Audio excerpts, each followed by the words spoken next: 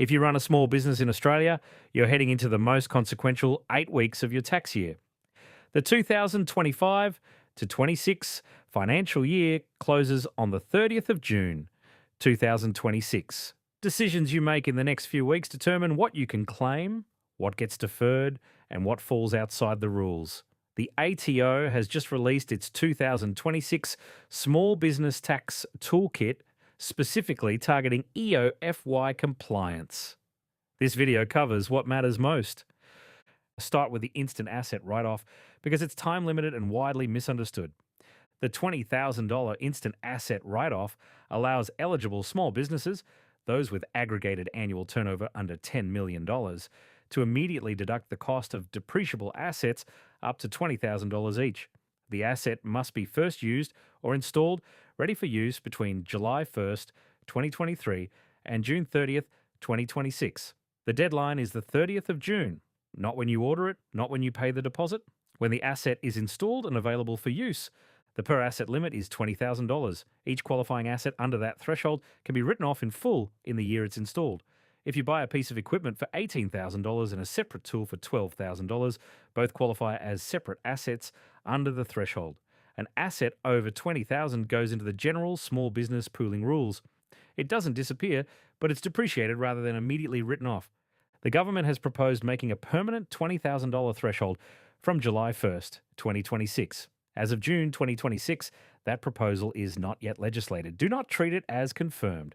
If you're planning a business purchase in July 2026, relying on a permanent IAWO, monitor the legislation before committing. Home-based businesses are the second major area and the one with the most complexity. If you genuinely run a business from home, you can claim 2 categories of expenses. Running expenses, power, internet, phone, heating relate to the cost of operating from home. These can be calculated using actual costs or the ATO's fixed rate method, which was revised from July 1st, 2022 to 67 cents per hour. And occupancy expenses, rent or mortgage interest, council rates, insurance, repairs relating to the space used for the business. Here's the trap most people don't understand. Occupancy expenses can only be claimed if you have a dedicated area of the home used exclusively for business. If the room is also a spare bedroom, a TV room, or doubles as anything personal, occupancy expenses cannot be claimed. The ATO is specific. The area must be set aside and used solely for the business. Running expenses don't have this restriction. The second trap: if you own your home and claim occupancy expenses, your main residence CGT exemption is partially reduced.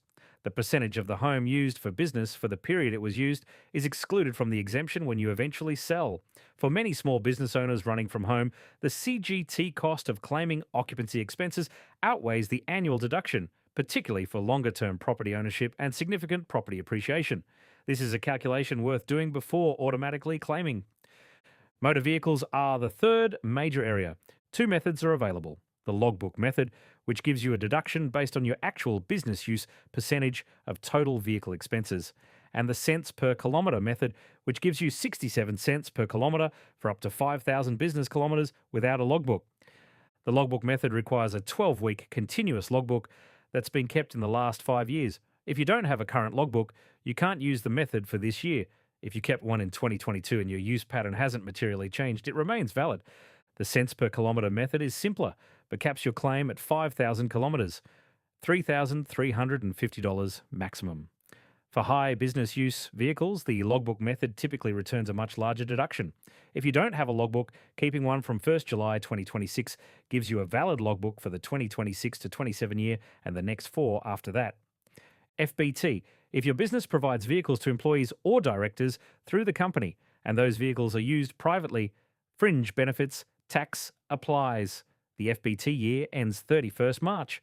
Different from the income tax year. If you have company-owned vehicles with private use, confirm FBT was addressed for the year ended 31st March 2026 before lodging your business return. What the ATO is watching for small business in 2026. The ATO's focus areas flagged in its June 2026 toolkit. First, omitted income, particularly cash-based income and marketplace platform income.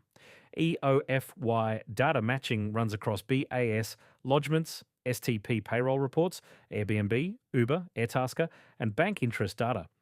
Income that's in the ATO's data, but not in your return, generates an automated flag. Second, private use of business assets, claiming 100% business use on vehicles or equipment that also has personal use. Third, incorrect GST claims, particularly input tax credits on private or exempt purchases. Fourth, super obligations. The ATO has enhanced STP-based monitoring of SG payments from 1st July 2026 under Payday Super. Division 7A deserves a mention for anyone operating through a private company.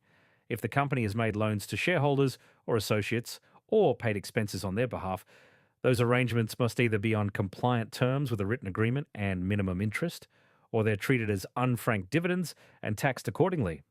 A director who drew cash from the company account for personal expenses without proper documentation is likely in Division 7A territory. This is one of the ATO's most active areas of private company compliance. 3 moves before 30 June. Move 1, confirm any instant asset write-off purchases. Any depreciable asset you want to claim under the IAWO for 2025 to 26 must be installed and available for use by 30 June 2026. If an asset has been purchased but not delivered or set up, you cannot claim it this year. Check your list against the ATO's installation ready requirement, not the invoice date. Move 2, lock in your home office method. If you're claiming working from home expenses, you must either have been recording hours using the fixed rate or have actual expense records. If you've been tracking hours in a diary or app, confirm the records are complete for the full year. If you plan to claim occupancy expenses, confirm the space qualifies exclusively used for business and run the CGT calculation before finalising the claim. Move 3, review the ATO's 4 risk areas before lodging. Omitted income. Cross-check your bank deposits against what's been declared on BAS statements. Private use. If your vehicle or equipment log shows 100% business use, can you actually substantiate that? GST credits. Any significant input tax credit claims on high-value items, particularly vehicles, should be confirmed against the business use percentage. Super obligations. Confirm all SG payments for the 2025 to 26 year have been paid and reached your employees' funds on time. This is general information, not personal advice. Small business tax is complex and depends on your structure, turnover, specific expenses, and industry. A registered tax agent can review your position before lodgement and identify deductions you may have missed or claims that carry risk. If you want to understand how the ATO's data matching works and what it knows about your small business income before you lodge, subscribe. New video every week.